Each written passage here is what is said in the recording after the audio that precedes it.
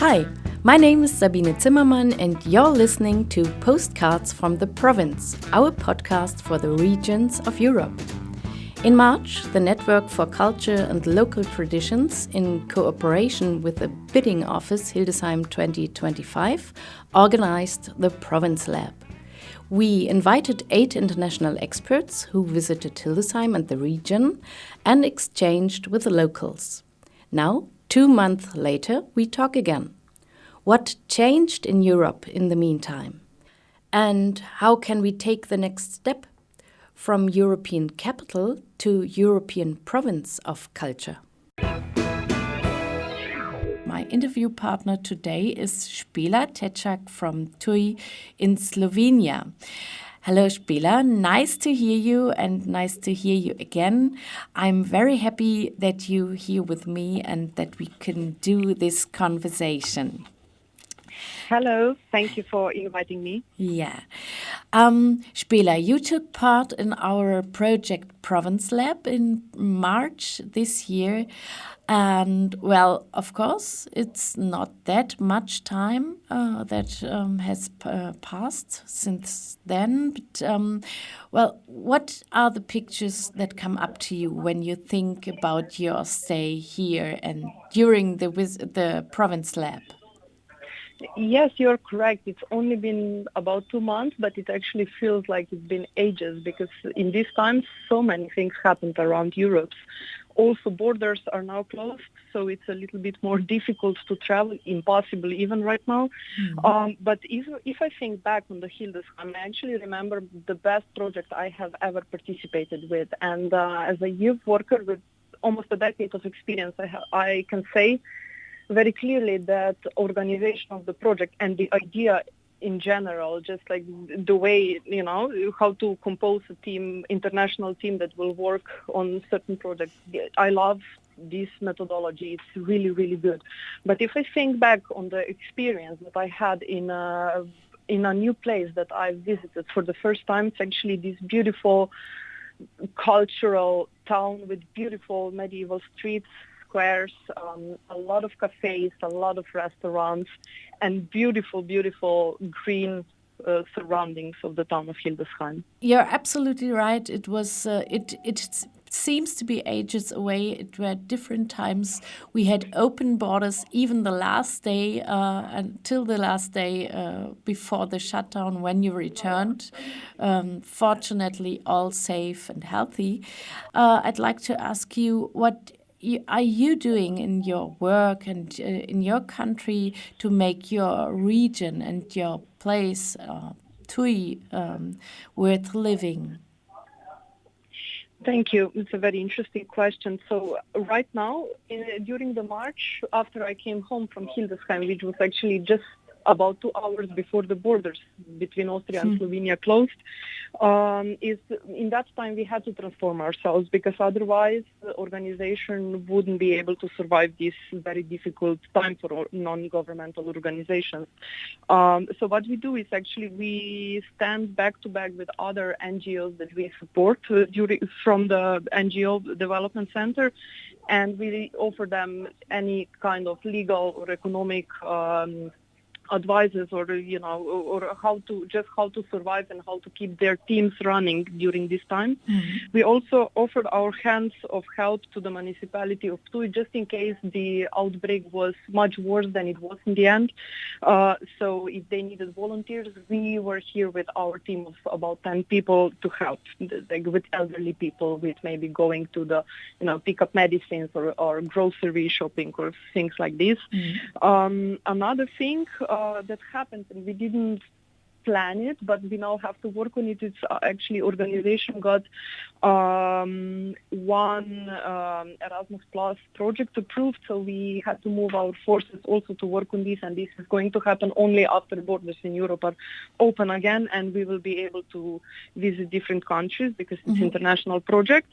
And the last but not least, we started an initiative Letters from Europe where we invite interesting people, especially from art and cultural and creativity sectors, to contribute their views and reviews and reflections from the life that has changed around Europe.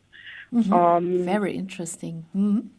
These and our day-to-day activities are actually focused on our members because they are young students. Most of them are studying elsewhere in Europe, outside Slovenia. So we help them with repatriation processes and also some psychological support because those are young people who've had this situation for the very first time, and I sincerely hope for the last time during their lives. And we wanted to support them, so that they don't feel that they are alone somewhere outside Slovenia, their motherland. And if you would compare Hildesheim and Ptuj and the countryside, the landscape, what do you think? What is different? What is similar? I think those two towns, Ptuj and Hildesheim, are much more similar than a visitor would think visiting for the first time. They are 1,000 kilometers apart, but they have very similar cultural or historical background. They come both from Germanic world, and that influenced, of course, the architecture, the certain cultural activities.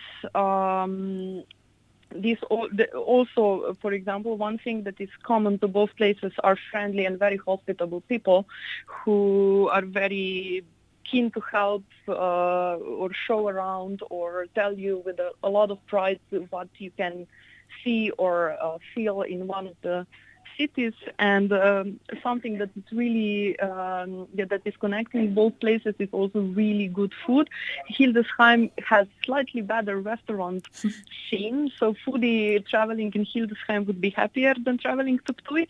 But I think that I think that we have a lot of things in common. Even if we take a look, for example, the province of the region itself, in both places it's like one cultural, historic place, and then it's surrounded with the region. This is also similar to both places. Then let me think a little bit.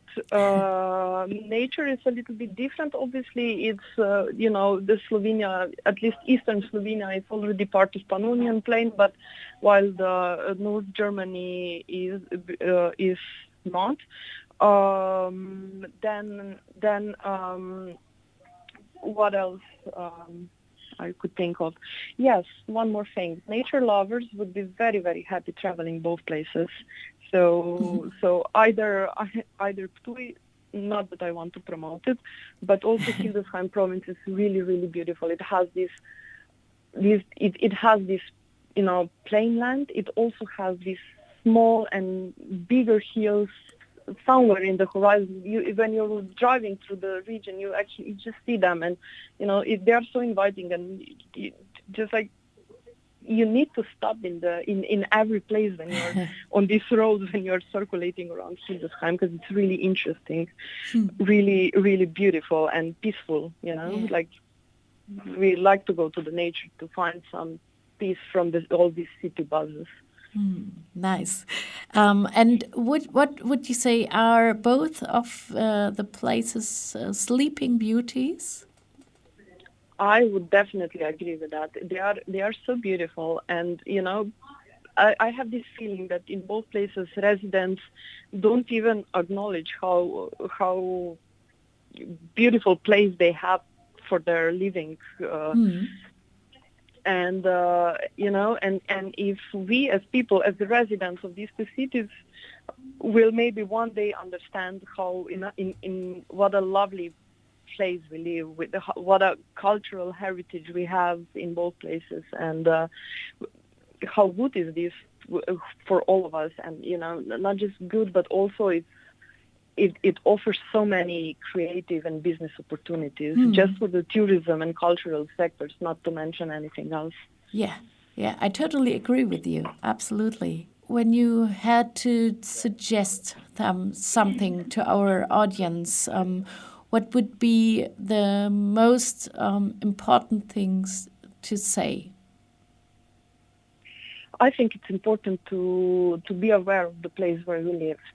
So we are able to, because we are the ambassadors of these places where we live, and we are those who invite other people to come to our places, to visit them, to feel them, to test the, coffee or restaurant culture, or to visit a jazz concert or any other cultural activity. And my recommendation is for residents of Hildesheim province, go and explore your region. It's beautiful. It's absolutely beautiful. And come to Ptuj and visit us as well. Absolutely. Thank you very much, Špela, for this interview. Thank you for your thoughts and your proposals. And I hope we will meet in Ptuj, and I hope we will meet in Hildesheim again. Thank you very much for inviting. I'm really looking forward to being in Hildesheim again, if not earlier, on the opening of the European Capital of Culture, I hope. Yeah. But honestly, what is Europe if the borders are closed? Yes. So I really, really, really hope that soon the borders will be open again and that we will be able to visit each other. Yes, let's keep our fingers crossed.